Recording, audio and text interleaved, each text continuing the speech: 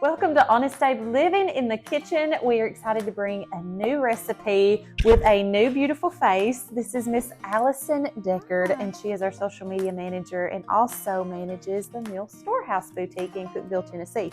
And she's usually the one behind the camera, but she is here today, and we are excited that she's going to do a recipe with us. So you are going to make fruit pizza.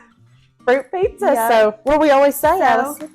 What do we always say? Oh, let's get cooking. It's a super simple recipe. All you got to get is your favorite fruits.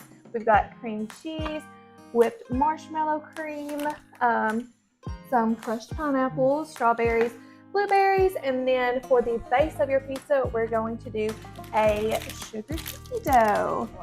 So April's going to wash all of our fruit. Washing. So our first step in this is going to be opening up our cookie dough and kind of just flatten it out like a pizza on our pan, and then we are going to bake it. So we've unboxed our sugar cookie dough. We're just going to fluff it on our pan right here. So pro tip here, guys, we're just going to dip our fingertips into some water and start smushing it out, and this helps you out so the dough does not stick to your fingers.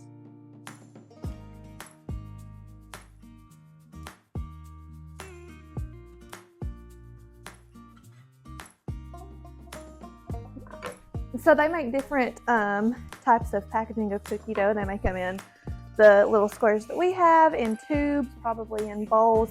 Any will work because really you're just going to mash it all out and good. And if you really want to get creative, you can make it into shapes and different things. I've seen where people do American flags with strawberries and blueberries, like near the 4th of July. So really you just get as creative as you want with it. Okay, so once we get our cookie dough all spread out on our baking sheet, we are going to throw it in the oven at 350 degrees and let that cook. All right, so we are going to put this in the oven until it is lightly brown, and then we will get it out, and then we'll get to the next steps.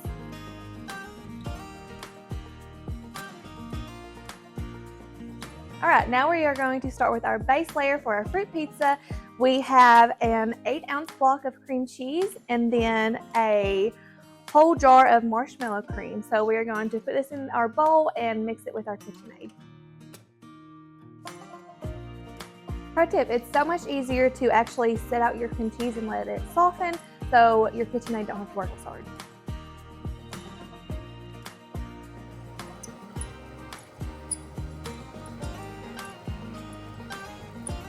Okay, so we have let our crust of our fruit pizza cool down, which is very important because you do not want your frosting to melt after you put it on there. So we are going to frost our pizza up, and then we'll get right back to you and place some fruit on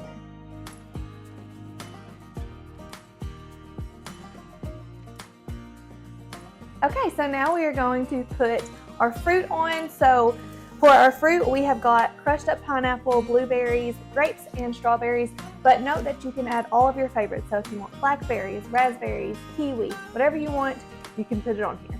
We're just gonna sprinkle our pineapple around on our pizza, and it don't have to be perfect unless you wanna make a cute little design out of your fruit.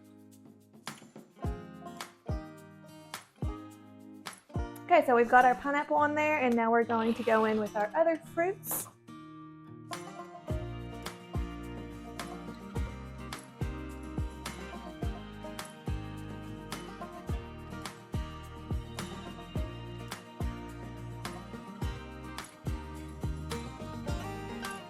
Okay, so now we have finished putting our fruit on, and your fruit pizza is finished and ready to eat.